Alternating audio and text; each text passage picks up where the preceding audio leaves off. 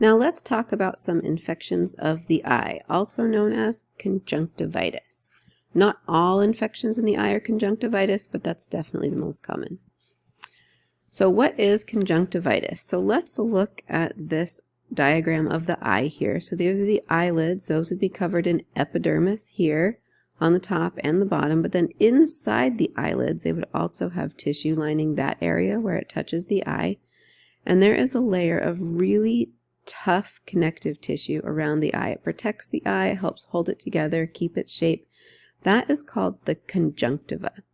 And around this area, the top and the bottom and the sides of the eye, the conjunctiva is whitish.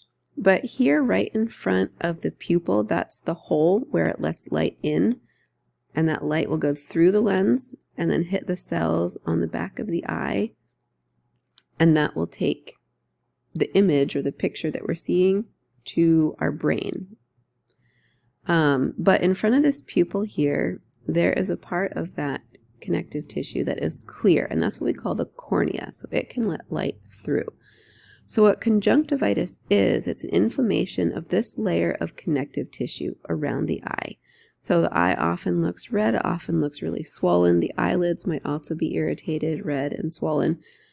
But if it's left untreated, if that infection gets severe enough that it starts causing scarring or damage to the cornea, that can cause blindness.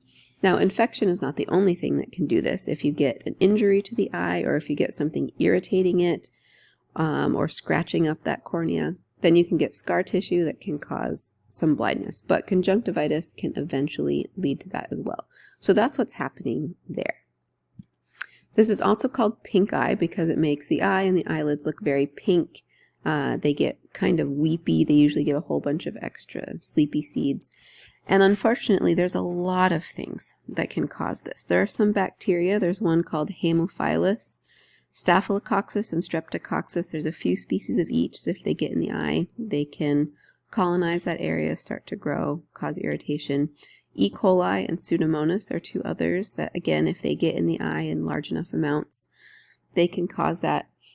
In most people, I would say E. coli is probably one of the more common causes, especially if you don't wash your hands after using the bathroom, because this is abundant in our digestive system and in our waste. And so if we get a little bit of that on our hands, it doesn't get washed off completely, and then a person rubs their eye or rubs their face, they can deposit that E. coli into their eye.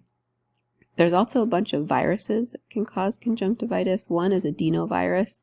That's one of the kinds that can cause the common cold. So again, you picture a little kid, they're sniffling, sneezing, they wipe their nose, they rub their eye, and then they've just stuffed a bunch of viruses and bacteria. So there's lots of different causes for conjunctivitis. The symptoms all look the same. So what do you do about it? The treatment for pink eye is antibiotic ointment or drops, and that'll kill off whatever bacteria is causing it.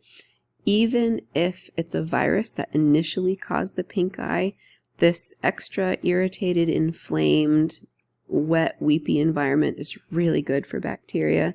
So usually bacteria move in and colonize it and can kind of make the infection worse. So even if it started out as viral, antibiotics will usually kill the excess bacteria while the body is fighting off the virus. So they work together in this case. And also keeping the eye clean. So gently washing it with a little bit of warm water. You don't want to use a harsh soap or anything because that can also injure the eye. But keeping it clean is both preventive and will help clear up conjunctivitis. And whatever eye drops the doctor prescribes to make that go away. It seems like it's not something that's that serious. Untreated conjunctivitis can be mild. It can go away on its own.